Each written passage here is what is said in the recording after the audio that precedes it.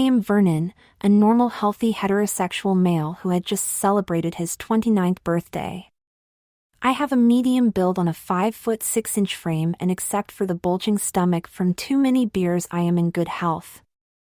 I have a really cute girlfriend, Stacy, who I have been living with for almost a year.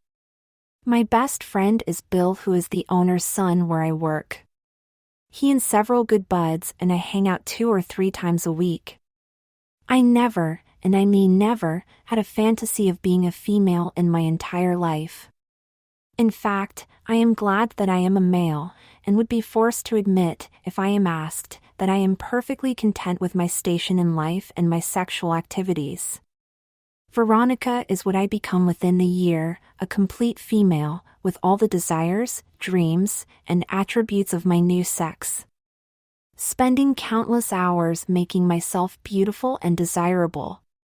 Reveling in my femininity and sexuality.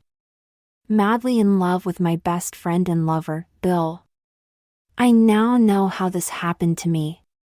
But first let me describe the metamorphosis that I went through and the reaction of my friends and girlfriend.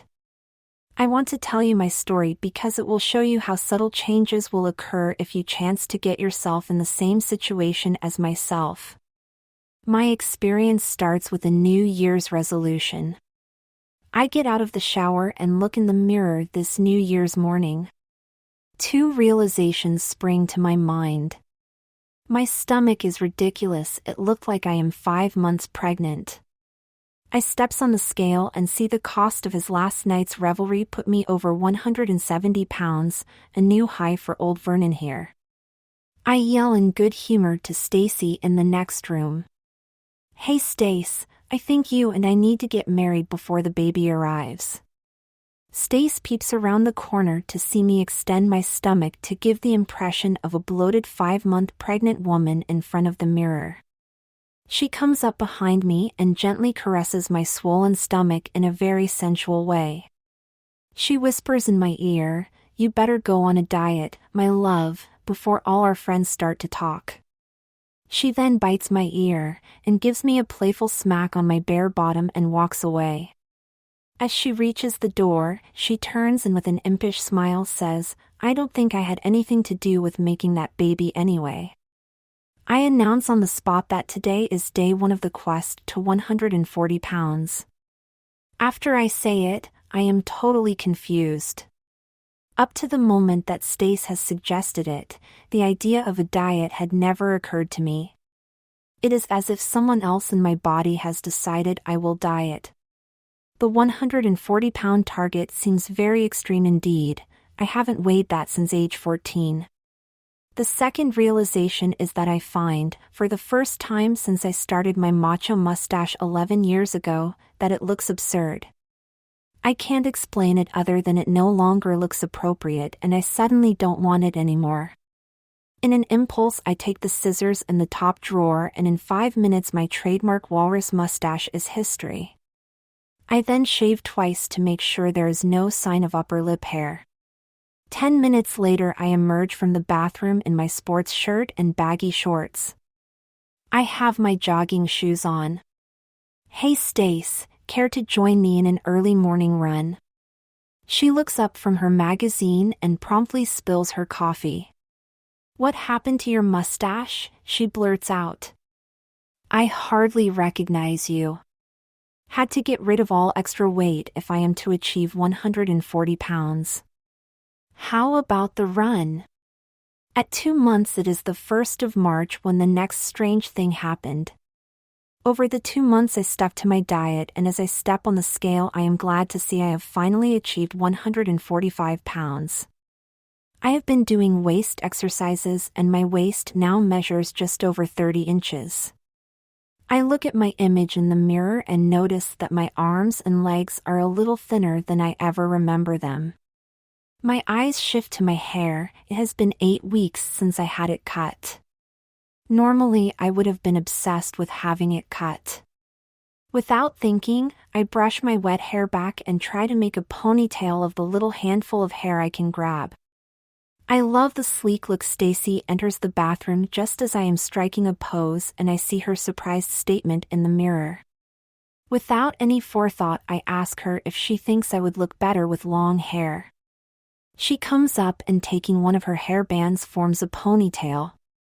It is only 4 inches long, but she has to admit it really suits me. I think you should go for it. Your hair is certainly thick enough and I see more and more men with ponytails these days. But frankly, Vern, if you are going to grow your hair long, you should thin your eyebrows. They used to match your mustache and bushy hairstyle, but they look out of place now. I look in the mirror and reflect on what she has just said. You are right, Stace.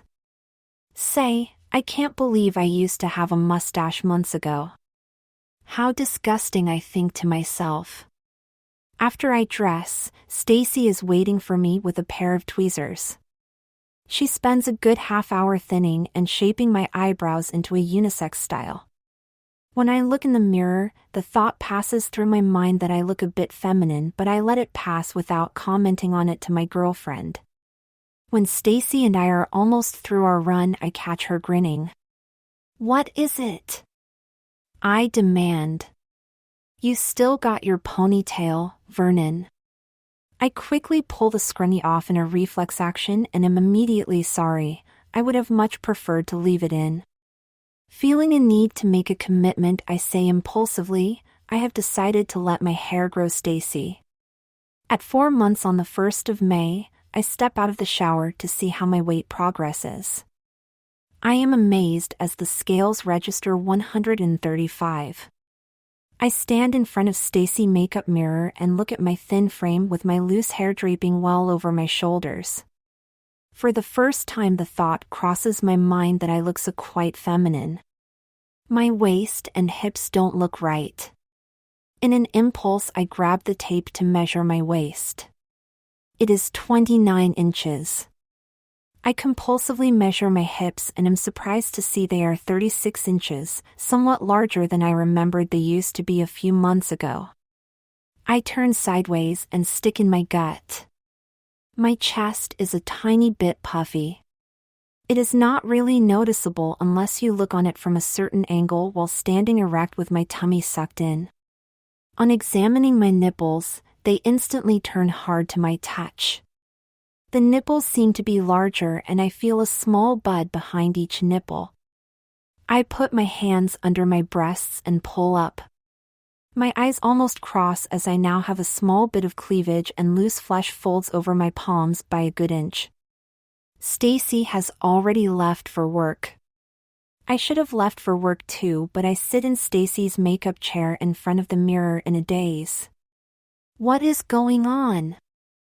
I hear myself saying over and over again. My first impulse is to cut off my long hair and grow back my mustache. I even have the scissors in my hands. But the thought of short hair is so repulsive to me that they drop on the floor. The realization suddenly occurs to me that I actually like my new look, although I still have no desire to look like a girl. The strange thoughts so startle me that I quickly get dressed and go to work. My concerns sink into my subconscious before I get out the door. At 6 months, several times the thoughts that something is terribly wrong occurred to me over the next 2 months. On that fateful July 1st Friday, I emerge from the shower having relived my May 1st revelations for the umpteenth time.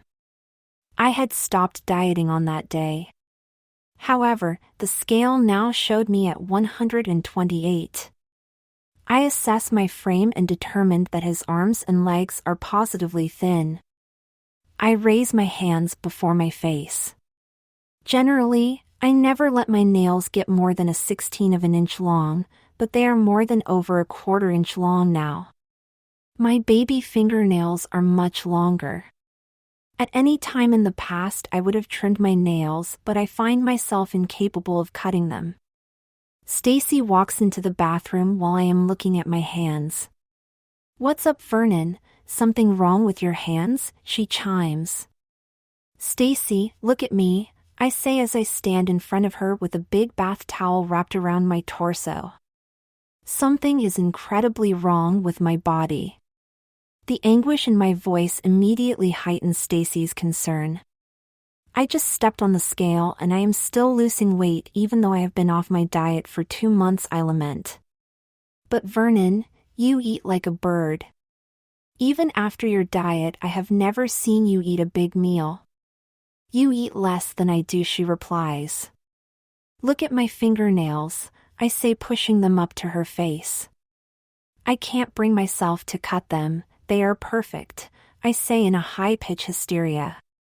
You are right, any girl would be delighted with nails like that. Mine always break before they get anywhere near that length. Do you want me to cut them for you? No. I say in a panic as I pull my nails away from her. I couldn't bear it. What is happening to me? I seem to be turning into a girl. Please tell me it isn't true. I say, visibly upset. After getting a tape measure, she asks me to lower my towel. Oh my gosh, I now see what you mean.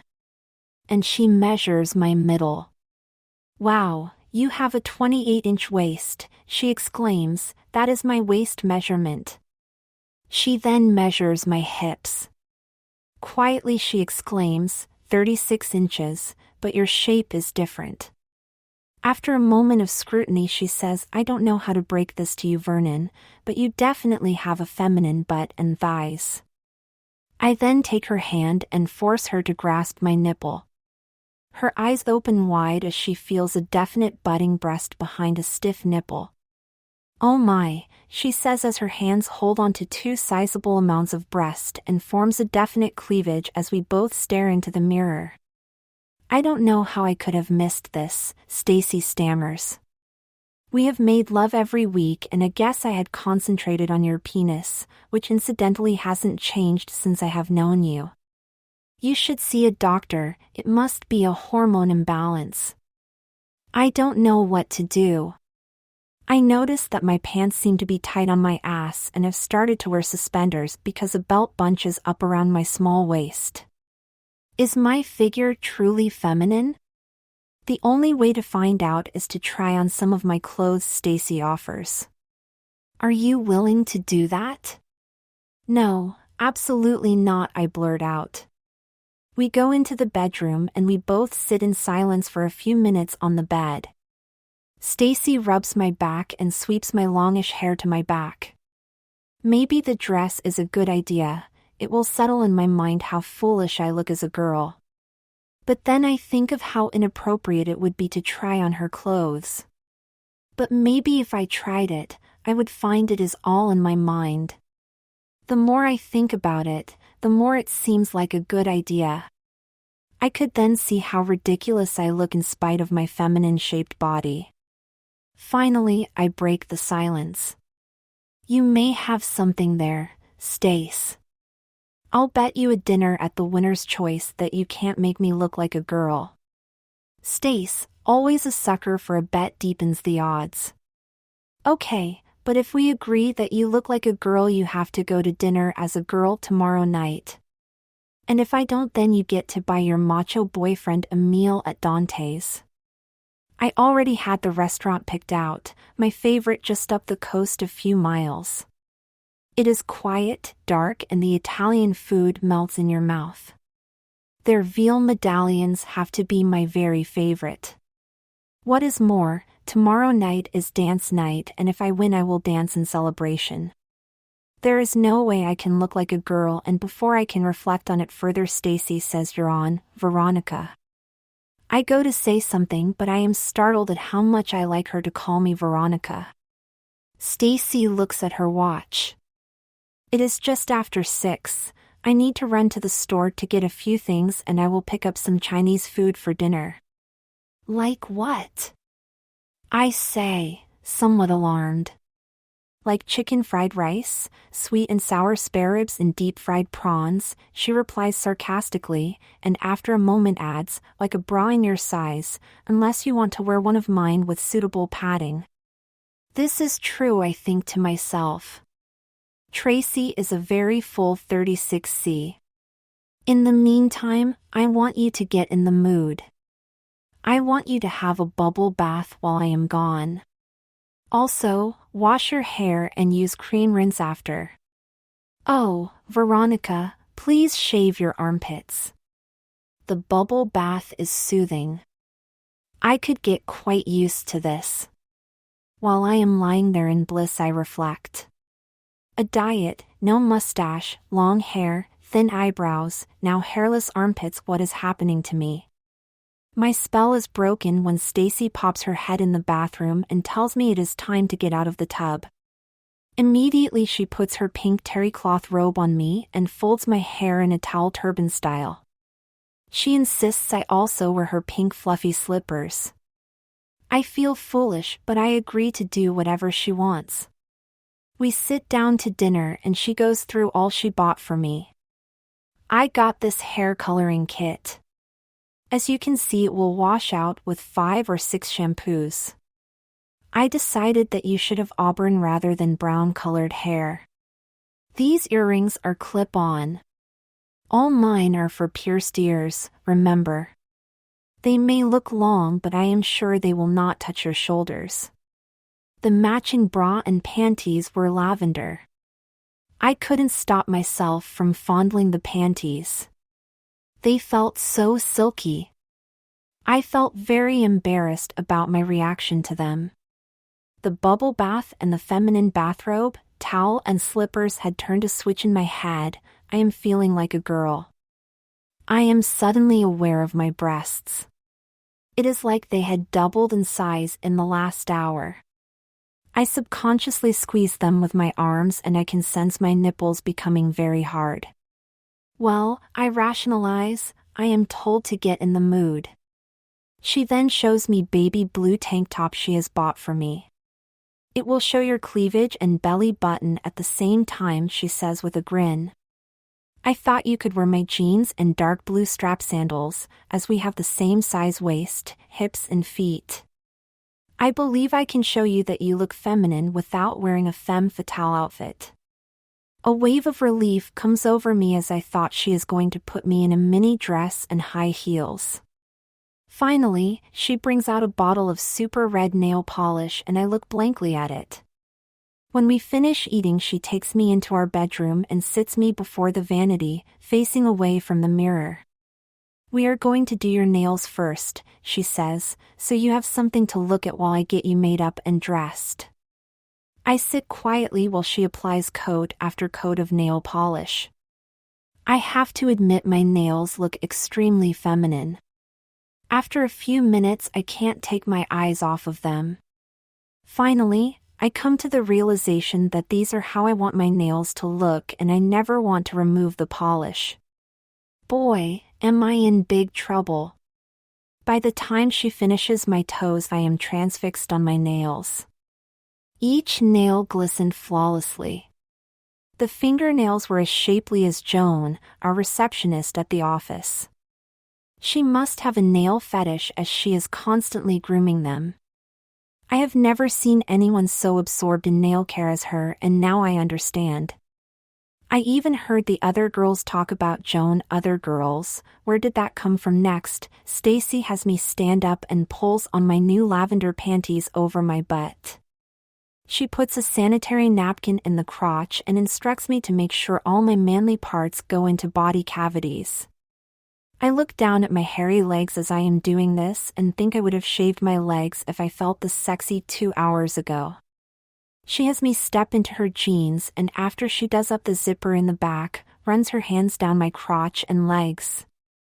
I look down at my flat stomach and smooth crotch. It suddenly occurs to me that these are the first pair of pants I have worn in the last 4 months that actually fit me. I close my eyes and sense them compressing my entire lower body ever so slightly. But the waist fits and a sigh of contentment escapes my lips. The sandals are slipped on my feet. I have to admit, from my waist down my front looks like a female. I even notice that the top of my thighs have that female bulges to the side, part of my hourglass figure. Okay, Stace says. Here comes the big test as she holds the bra up to my chest while standing behind me. She guides the bra under the puffiness in my chest and fastens the 4 clips on the back.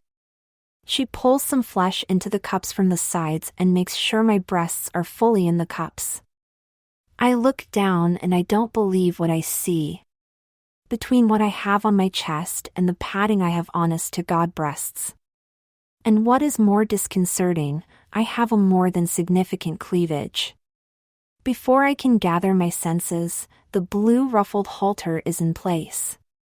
It clings to my body, accenting 2 substantial breasts and exposing a very definite cleavage. As I look down over the top of my breasts, I see a bare midriff with a tiny waist. Below that is an expanse of bulging hips. Finally, peeking out from under the jeans are 2 very feminine feet with blood-red toenails. From this angle I am convinced I look like a pretty girl. Stacy has me stoop in front of the kitchen sink where she proceeds to apply the color rinse. I can see out of the corner of my eye that my brown hair is transforming into a very feminine shade of auburn. I happen to glance at the fingernails holding the front of the sink and think to myself, who do they belong to? Then I remember, they belong to me. For the next half hour my hair is being styled and blown and fluffed and combed. I pass the time looking at my nails on my thighs and wiggle them and my toenails to confirm that they are connected to my body. A few thoughts cross my mind that I shouldn't have done this, but I am totally excited to find out what the end product will look like. For the moment I mentally want to look like a girl and convinced I will feel different after this silly bed is over. I most certainly want to remain a male, but let me see if I can pass as a girl. I, of course, would not confide any of these feelings to Stace. But I am convinced a threshold had been crossed within this very hour that I spent so much time in the past few months denying with every breath I took. Clipping the earrings on brings me out of my stupor. In another moment I see a small silver heart hanging in the valley between my breasts and feel Stace doing up the clasp of the thin chain in the back of my neck. She then takes of her watch and puts it on my wrist. It is quite feminine. I gave it to her for her birthday last year. Now, she whispers in my ear, the last step to getting my dinner. I look at her as she puts several clear strips on my face. After a few minutes of smoothing and pressing them, she rips one off. I see it is covered with little hairs and their bulbous roots. You are not going to have to shave for a week, she giggles as she rips strip after strip off of me. Once my face is clean, she sets about trimming my eyebrows. Please control yourself, I plead. I am going to have to go to work, remember, and I don't want to go with female eyebrows. We are almost done, she says with a kiss on my cheek. Over the next few minutes she applies a foundation and powder to my face, followed by liquid eyeliner and blue eyeshadow. Finally she works on my lips using a brush and a fine pencil. As she turns me around to look into the mirror she says, "Well, Veronica, are you ready to buy me my dinner?" There goes that name again, Lord, I like it more each time I hear it. Veronica, Veronica, Veronica. I guess this momentary distraction makes me unawares, because I am completely startled by my reflection. Involuntarily I murmur, "Oh my God, I am knock dead gorgeous," and stand there for a long time with my mouth open. It is not so much that I look female, it is that there isn't an iota of manliness in my image. My face looked like it belongs on a magazine cover. I don't know where Stacy has got the mass of hair from, and the colors sparkling in the lights of the room make it appear alive. I now have bangs and the upsweep on my left side, and a cascade of curls to my chest on my left side gives me a regal look. My lipstick is a soft shade of red with an orange tint. It suits the face in the mirror perfectly. It glistens invitingly for a kiss, and I involuntarily form that enticing half smile I have seen so many women use. My complexion is flawless and somehow the angular lines I am expecting have evaporated in a haze of shadowing. Well, I take it you admit defeat, Veronica, she gloats. Dinner is on me. I concede as we walk into the living room. I am being devoured by my new persona. Fantasy after fantasy of me doing girl-type things are passing through my mind. My doorbell brings me out of my stupor. I look up and see Bill looking in my front door window directly at me. I immediately turn and go as fast as I can to the bathroom. Behind the bathroom door I hear Stacy answer the door. Hi, Bill. What's up? I felt like I needed company and thought I'd drop over and see if you and Vernon would like to do something.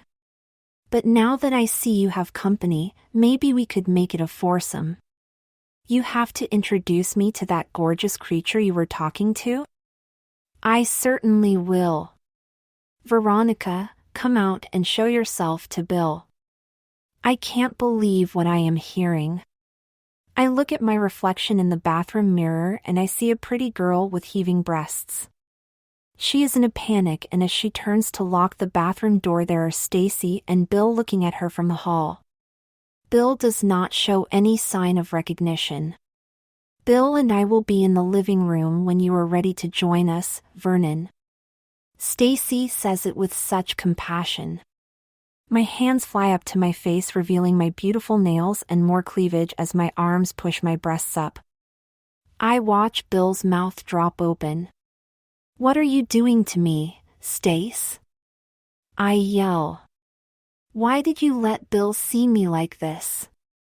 I am on the verge of tears. Bill finally says in a soothing voice. Vern, it is all right.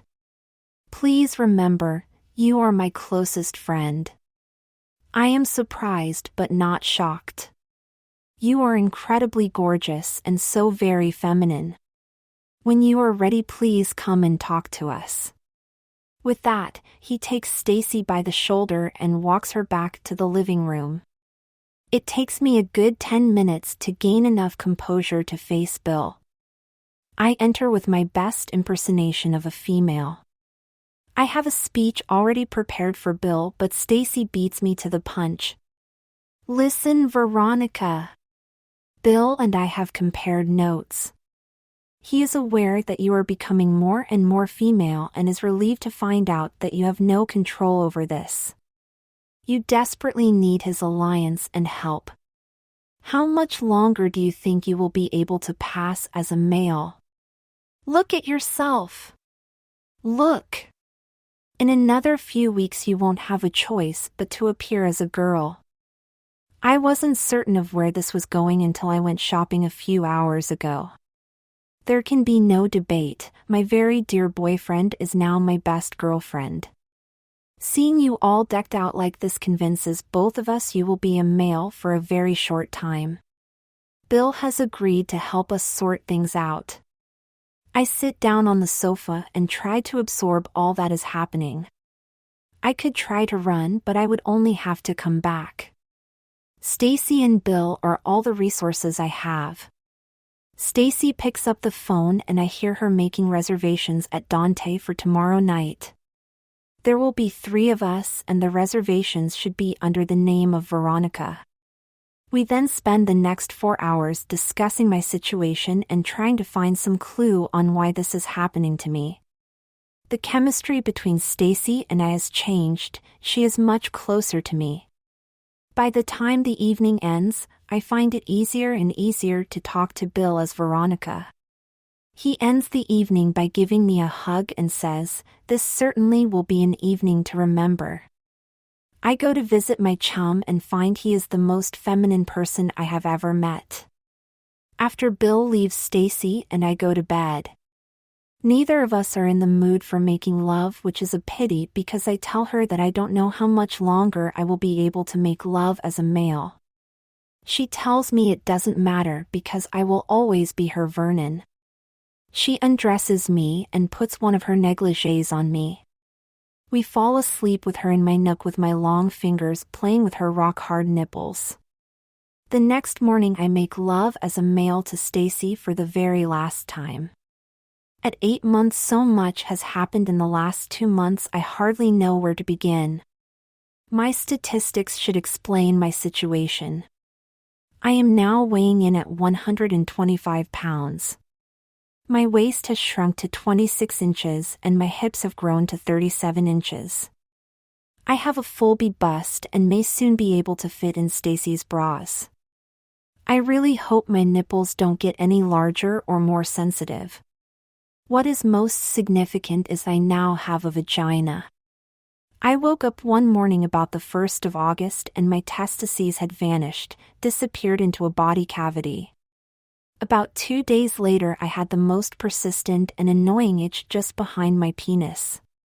I immediately went to see the doctor about it, and when they cut the skin open a complete vagina was present. What had caused the itch was that my first period was in progress. My penis continues to shrink, it is barely an inch long at this time. When the 3 of us arrive at Dante's on that fateful July Saturday, I have already made up my mind I am going to become a female. Bill and I dance and I couldn't help but rub his hard member through our clothes by swaying my hips from side to side until he climaxed. I am so proud of myself for doing that. I have him completely in my power. Stacy says she looked everywhere for a fire hose as she is embarrassed that we will be thrashing about on the dance floor. We part that night with the tenderest kiss of my life. He looks at me like a puppy in love and tells me that we will work things out. I am not expecting any of this and my body wilts in his hands. When Stacy sees me in our living room light, her hands goes up to her mouth and she says, "Oh Veronica, look at your nails. They are brilliant red." It turns out she used one of those new polishes that changed color with your emotion. We talk long and hard into the night about my metamorphosis and my mental resolve. I tell her I have made up my mind, I am already a female and to return to Vernon is almost repulsive.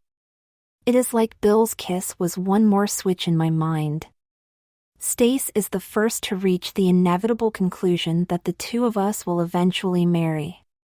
Stace and Bill convince me I have to see my doctor again as soon as possible.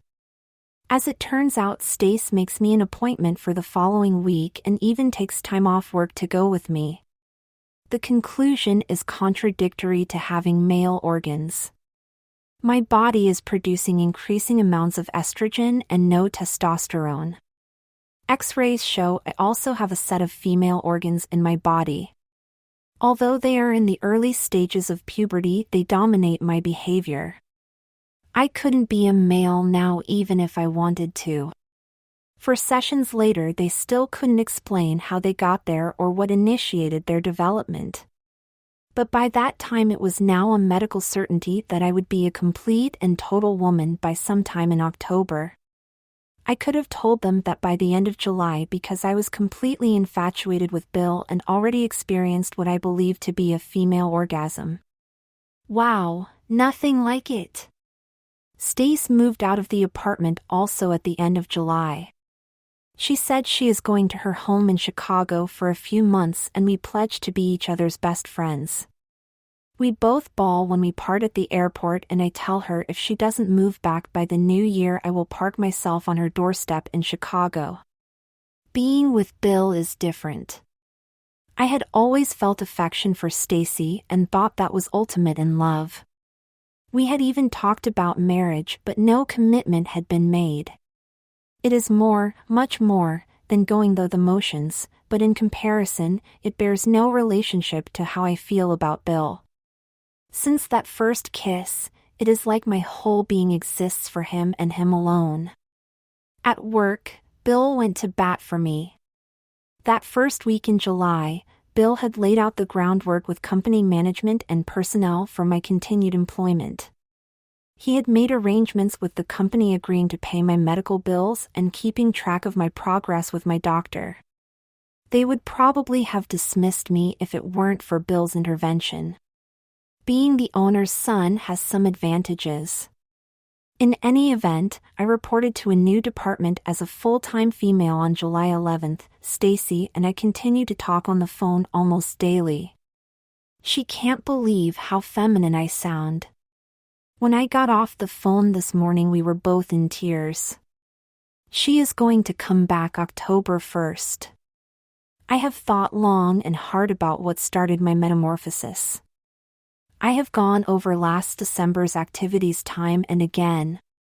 The only thing that seems out of the ordinary was a chocolate bar I got from someone at the office at the Christmas party.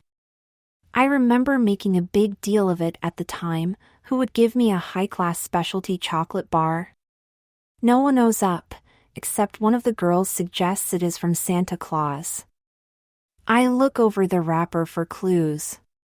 I have never seen a chocolate bar like it.